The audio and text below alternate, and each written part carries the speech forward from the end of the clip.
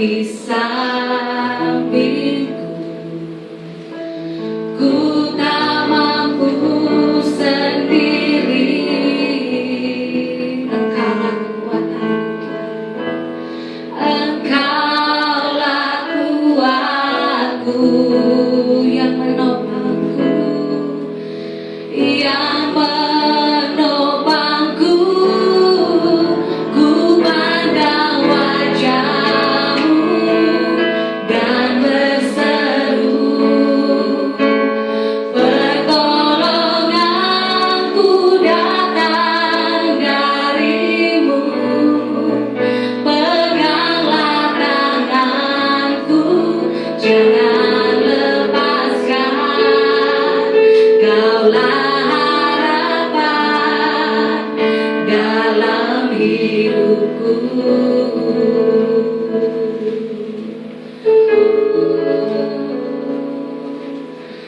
Bukan dengan kekuatanku ku dapat jalani hidupku,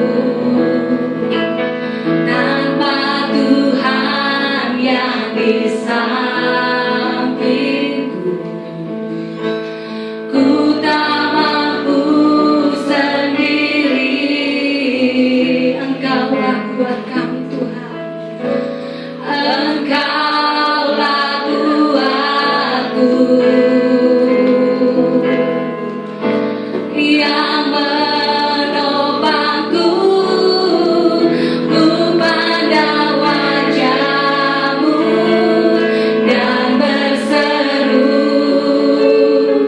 pertolonganku datang dari-Mu. Peganglah tanganku, jangan lepaskan. Kaulah harapan dalam hidupku. Oh, ku pandang wajah-Mu dan berseru, pertolonganku datang dari-Mu. Peganglah tanganku, jangan lepaskan. Kaulah harapan dalam hidupku. Kaulah harapan dalam hidupku. Kaulah harapan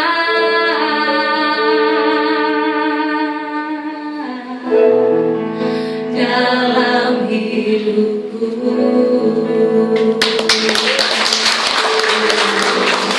Saudara, pujian ini bukan sekedar pujian, tetapi pujian ini sungguh menguatkan saya. Saya ingin bercerita mengenai kehidupan saya pribadi. Ketika dulu saya sudah di dalam Tuhan sejak dari kecil, saudara.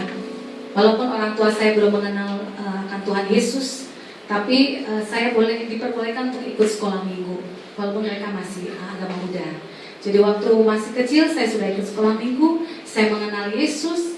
Saya kemudian sampai remaja, sampai dewasa, sampai saya sudah kuliah dan bekerja, saya kenal Tuhan Yesus. Dan waktu itu saya udah pernah mengambil komitmen untuk tetap percaya dan mau terima Tuhan Yesus. Dan di situ saya percaya surga sudah ada dengan saya. Maksudnya saya kalau mati saya pasti masuk surga, saya percaya dan yakin. Tapi saudara, seiring kita berpercaya kepada Tuhan, demikian juga kehidupan saya waktu itu, sampai saya akhirnya sudah mahasiswa dan bekerja membantu orang tua. Nah disitulah saya sampai sudah melayani juga, melayani sebelum di GSR Citra, di tempat Boksu dulu sebagai gembala. Nah sebelum itu saya sudah juga melayani di remaja sampai saya sudah menikah. Nah, tapi kehidupan saya, saudara, ternyata ketika saya sudah percaya sama Tuhan Yesus, saya nggak langsung terus melejit, saya terketuk, tapi tetap aja ada dosa yang mengikat kehidupan saya, yang hanya saya dan Tuhan yang tahu. Nah saudara, saya pikir Tuhan, saya ingin lepas, saya ingin bebas.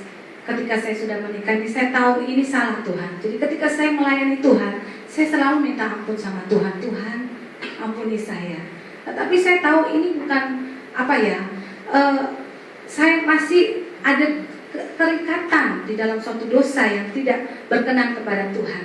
Lalu saya berdoa, kemudian Tuhan pertemukan saya. Ceritanya panjang saudara. Waktu itu mami saya sempat sakit, sempat jatuh sakit. Sakitnya itu bukan sakit biasa, bukan karena sakit penyakit yang diderita, tapi dia ini waktu di rumah, karena dia di dalam jiwa yang kosong, kemudian roh jahat itu yang bermanifestasi. Jadi dia berbicara seperti orang yang gak waras. Jadi berbicara sendiri, teriak-teriak. Waktu itu saya nggak di rumah. Kemudian saya datang ke rumah, saya pulang.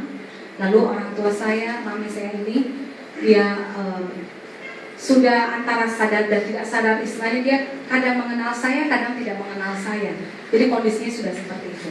Saya panggil pendeta saya yang lama, yaitu yang ada di Citra. Saya panggil untuk berdoa, tolong doakan supaya sembuh. Ternyata belum bisa, belum sembuh. Kemudian malamnya itu di rumah saya panggil dokter karena udah orang tua saya, mama saya ini sakitnya teriak-teriak menerus. Kita kan takut ya, maksudnya nggak berhenti-henti. Jadi teriak, marah, ngomel, nggak berhenti-henti. Saya panggil dokter Hilda yang dekat rumah saya. Kemudian dia ini kasih obat penenang, cuma sebatas obat penenang saja supaya dia bisa tidur. Setelah paginya bangun, begitu lagi. Saya bingung mesti bagaimana ini. Akhirnya saya bawa ke rumah sakit di Siloam Karawaci yang terdekat. Sampai di sana saudara, dokter yang mengenangani menyuruh mama saya itu untuk masuk rumah sakit jiwa. Kami tidak mau karena mami saya itu nggak ada keturunan orang gila ya saudara ya. Dan kita percaya bahwa saya percaya bahwa mami saya itu bukan karena gila gitu. Lalu kemudian apa saudara? Waktu itu saya cuma teringat untuk panggil pendeta. Waktu itu saya memang sudah kenal Tuhan Yesus, tetapi dalam kehidupan saya tidak benar-benar yakin bahwa Yesus itu satu-satunya penyembuh di dalam hidup kita. Saya masih pikir Tuhan segala cara deh, pokoknya yang penting mamiku sembuh. Saya panggil pendeta, terus ada saudara karena mami saya masih Buddha, dia panggil pendeta Budanya, istilahnya seperti yang caima-caima itu loh, yang pokoknya pendeta Buddha datang doain juga. Kemudian ada juga saudara panggil siapanya datang yang dari Katolik datang juga berdoa, tapi nggak ada hasil. Mami saya masih begitu aja. Dokter sudah berdesak untuk memberikan obat penenang dan suruh pindah ke rumah sakit karena katanya teriak-teriak terus mengganggu pasien yang lain di sebelah. Tahu nggak saudara, Roh Kudus Yesus kita itu luar biasa. Dia mengingatkan saya kepada tante saya. Walaupun waktu sebelum kejadian ini, hubungan saya dengan tante saya ini adalah gembala. Jadi dia pendeta. Dia ini karena ada hubungan yang retak dengan saudara-saudaranya alias bapak saya dengan adik-adiknya. Jadi dia itu nggak dianggap di keluarga. Saya juga bingung ya, waktu itu saya melihat cara kerja Tuhan Yesus luar biasa. Saya nggak tahu kenapa tiba-tiba saya bisa ingat sama tante saya ini. Akhirnya saya telepon, langsung dia yang angkat. Kemudian dia dengar suara mama saya lagi teriak-teriak. Itu si mama kenapa? Akhirnya dia langsung datang. Saudara. Saya percaya itulah saatnya kami sekeluarga dilawat oleh Tuhan. Amin. Nah, dari situ tidak hanya seperti itu saja, tetapi apa? Harus melalui proses. Kami adik-beradik 4 orang perempuan, saya yang di Indonesia ada 2, yang 2 lagi ada di luar negeri dipanggil pulang. Semua kita bersatu hati. Jadi dari 4 orang perempuan, 3 yang sudah percaya, 1 yang belum. Dan yang 1 ini cici saya nggak dikasih karena menurut mama saya kan mereka Buddha, ya harus ada 1 orang penerus katanya. Jadi dia nggak dikasih. Tapi melalui pelayanan tante saya di Ibu Gembala, dia melayani kita hanya memakai doa dan puasa. Prosesnya saudara dari Karawaci, mami saya mesti pindah karena dokter suruh harus keluar dari rumah sakit itu karena udah nggak bisa. Kita nggak mau pakai obat penenang, dokter nggak bisa. Mau cara apa dia nggak bisa. Akhirnya tante saya punya kenalan dengan dokter Yanto di rumah sakit Siloam Kebonjeruk. Dia adalah pendeta. Nah, pendeta di Kebonjeruk. Kemudian akhirnya dipindahin dari Karawaci ke Kebonjeruk, saudara. Dan dipindahin ke sana, tante saya bicara, ya ini maksudnya nggak pakai sakitnya sebenarnya karena ada sesuatu di dalam diri dia yang berontak. Dan hanya dengan doa dan puasa selama 8 hari di rumah sakit itu, mami saya disembuhkan. Beri kemuliaan bagi nama Tuhan. Saya percaya itulah saatnya keluarga saya dilawat oleh Tuhan. Termasuk akhirnya setelah mama saya pulih, dia kemudian dibaptis dan seluruh sesembahannya itu dibakar, dan akhirnya cici saya juga harus bertobat karena kita harus satu hati berdoa, anak-anaknya semuanya bersaudara menantunya, kita bersatu hati berdoa, kita puji-pujian. Mami saya kalau lagi sakit itu saudara, kadang dia sadar, nanti pagi-pagi jam 4 pagi dia kebangun, dia teriak lagi, dia teriak seperti ada roh jahat itu masuk di dalam tubuhnya. Nah, saya percaya semua kuasa Yesus itu melebihi kuasa apapun di dunia ini, amin. Itulah yang saya rasakan. Nah, setelah pertobatan mami saya, giliran pertobatan saya. Nah, saya punya usaha dan ceritanya panjang. Dari situ saya bertobat. Saya benar-benar seperti saya dilahirkan kembali. Karena waktu tante saya berdoa buat kami semua anak-anaknya, dari mama saya sampai anak-anaknya, dia berdoa, dia katakan, saya ada sesuatu yang saya belum lepaskan. Saya minta didoakan. Dari situ setelah saya didoakan, saudara, waktu saya didoakan dilepaskan dari keterikatan itu, saya merasakan ada sesuatu yang masuk di dalam hati saya, sehingga saya merasakan benar-benar plong, saudara. Sukacita yang damai sejahtera dari surga itu memenuhi hati saya. Itu nggak bisa dibeli dengan apapun. Amin. Dan saya percaya kalau dengan pertobatan kita yang sungguh di hadapan Tuhan, kita mengaku dengan mulut kita bahwa Yesus Kristus adalah Tuhan, dan kita mau mengakui dengan jelas seluruh kesalahan kita, apa yang kita perbuat di masa yang lalu yang tidak berkenan kepada Tuhan, saya percaya Roh Kudus itu akan hadir dalam hidup kita. Nah, dari sejak itu saudara, akhirnya saya menjadi pribadi yang sungguh-sungguh merasakan Roh Kudus hadir di dalam hidup saya. Nah, saya ingin bagikan saya sebagai istri dan sebagai anak juga ya, banyak tantangan dan kehidupan di dalam hidup saya, saudara. Selain setelah saya bertobat sungguh-sungguh di hadapan Tuhan, saya harus bertanggung jawab yang pertama kepada Tuhan atas kehidupan yang Tuhan telah berikan. Kedua kali saya merasakan hidup yang Tuhan berikan kepada saya itu anugerah dan kasih karunia Tuhan. Ketika saya boleh terbebas dari dosa yang mengikat saya selama 10 tahun, saya percaya itu karena kasih karunia Tuhan. Dan Tuhan Yesus sangat baik dan teramat baik dalam hidup saya. Karena saya pikir kalau dengan kekuatan saya ingin lepas, tidak bisa, saudara. Hanya dengan kekuatan daripada Tuhan. Hanya Roh Kudus yang sanggup membebaskan kita dari seluruh keterikatan kita. Amin. Nah, sejak dari situ saya kemudian diperbaharui. Saya, saudara, walaupun dosa itu tetap nanti akan datang menggoda kita. Dosa yang sama yang terikat dengan kita selama hanya kita dan Tuhan yang tahu. Mungkin orang lain nggak tahu. Tapi saya percaya ketika kita sungguh-sungguh mau hidup di dalam Tuhan, kita mau minta Roh Kudus yang merubah hidup kita, maka hidup kita akan dipulihkan dan kita akan diperbaharui terus-menerus. Tidak hanya ketika kita percaya, hanya setelah kita percaya terus kita berpangku tangan, tidak. Yang saya lakukan apa? Saya berusaha terus mendekatkan diri kepada Tuhan. Karena saudara percaya, ketika kita datang dekat dengan Tuhan, maka Tuhan Yesus rindu anak-anak yang mau datang kepadanya. Dia akan memberikan apa yang engkau mau. Engkau mau apa? Saya mau hidup saya dipulihkan. Saya mau hidup saya diperbaharui. Saya tidak mau hidup di dalam dosa lagi. Saya mau hidup berkemenangan di dalam Tuhan. Dan itu bukan hanya perkataan yang kita lakukan, tapi kita harus bertindak. Apa yang harus kita lakukan? Yang pertama, kita harus senantiasa berdoa. Harus doa. Bangun hubungan kita bersama dengan Yesus setiap hari. Karena hanya Dia yang merupakan kekuatan dalam hidup kita. Kalau kita berjalan sendiri, kita tidak akan mampu. Karena keseharian kita, saudara, sebagai wanita, saya tahu banyak tantangan. Kita wanita sepertinya melakukan banyak multiple job, amin. Saya sendiri merasakan ketika saya sebagai istri, saya bukan hanya mengurus rumah tangga, tapi saya harus bekerja. Bekerja ini bukan dalam arti kata saya harus mencari uang sebanyak-banyaknya, bukan, saudara. Tetapi ada tanggung jawab yang Tuhan berikan atas usaha daripada orang tua saya. Kalau saya hitung yang dari suami sebenarnya cukup, tetapi usaha ini Tuhan ingin dengan pembaharuan yang Tuhan berikan di atas keluarga saya, kemudian usaha saya juga diperbaharui dan dipulihkan. akhirnya bebas daripada join yang selama saya 10 tahun itu dengan orang yang tidak benar di hadapan Tuhan. Tuhan pulihkan, Tuhan terus bersihkan. Dan saudara, pada akhirnya saat ini saya boleh berdiri di tempat ini, saya percaya itu semua karena kasih karunia Tuhan. Dan kita sebagai wanita Allah, wanita yang Tuhan percayakan, kalau kita sebagai wanita, kita harusnya berbangga, saudara. Karena kita ini buatannya bukan dari debu dan tanah, kita dari tulang rusuk. Kita ini lebih kuat daripada pria. Amin. Jadi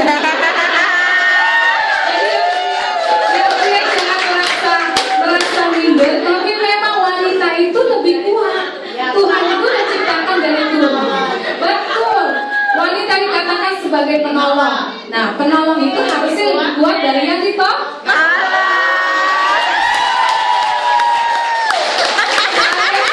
Di sini wanita-wanitanya luar biasa Tuhan pakai. Saya percaya terus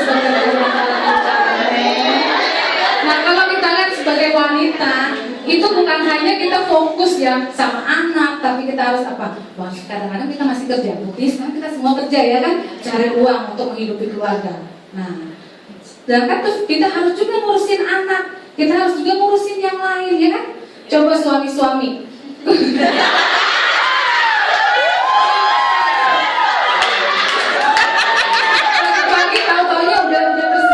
Kopi ya udah tersedia aja, makanan minuman, udah tinggal berangkat kerja, pulang-pulang dapat lagi makanan minuman udah tersedia. Kalau kita wanita, kita harus bangun lebih pagi, harus menyiapkan segala sesuatunya ya kan, harus bekerja lagi, harus ngurus rumah tangga. Makanya saya sangat bersuka cita kalau hari ini saya begitu banyak melihat wanita yang luar biasa.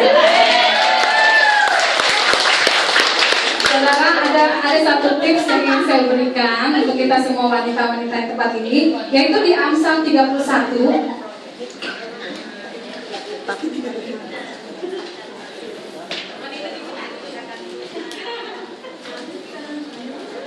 Amsal 31, saya rindu kita semua wanita boleh membaca di ayat 10 sampai 31, kita baca bergantian ya saudara. Amsal 31 ayat 10 sampai 31. Saya akan bacakan ayat yang ke-10, para wanita akan baca ayat yang ke-11 sampai ayat 31. Amsal 31 ayat 10 sampai 31 sudah siap? Ya. Baik, 1, 2, 3. Istri yang cakap, siapakah akan mendapatkannya? Ia lebih berharga daripada permata. Suaminya tidak akan kekurangan keuntungan. Ia berbuat baik kepada suaminya dan tidak berbuat jahat sepanjang umurnya. Ia tidak berburu domba dan kambing dan senang bekerja dengan tangannya.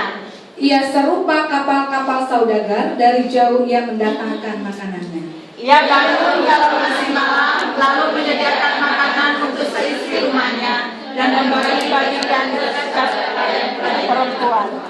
Ia membeli sebuah ladang yang diingininya dan dari hasil tangannya kebun anggur ditanaminya.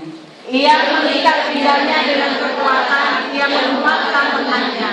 Ia tahu bahwa pendapatannya menguntungkan, pada malam hari pelitanya tidak padam. Tangannya ditaruhnya pada jentera, jari-jarinya memegang pemintal. Ia memberikan tangannya kepada yang tertindas, mengulurkan tangannya kepada yang miskin. Ia tidak takut kepada salju untuk seisi rumahnya, karena seluruh sisi rumahnya berpakaian berangkap.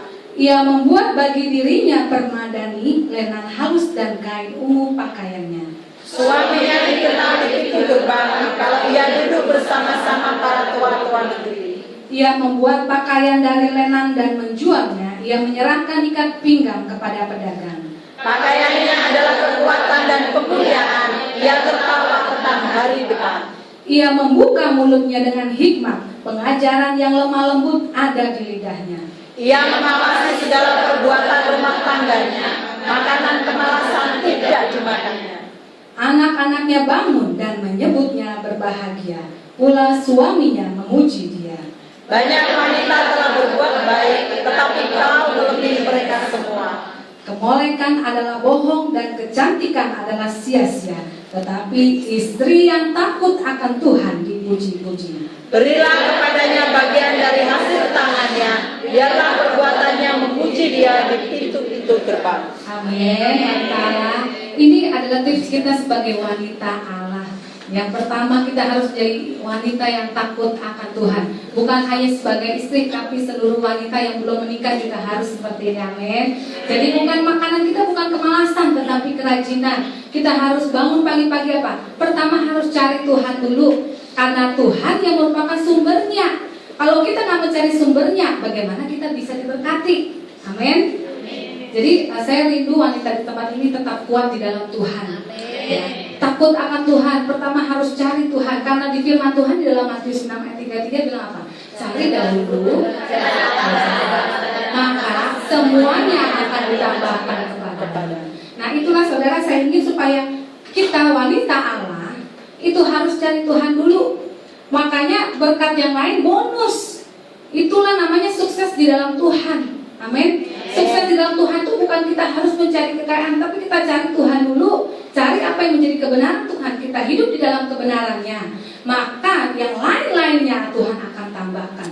Bonusnya, ya saudara juga harus diberikan hikmat untuk bagaimana mengatur uang. Dan saudara akan diberkati Tuhan secara luar biasa. Itu karena pertama, kita menjadi wanita yang takut akan Tuhan. Kita wanita yang sungguh-sungguh hidup di dalam kebenaran. Sehingga seluruhnya Tuhan akan tambahkan, Tuhan akan berkati.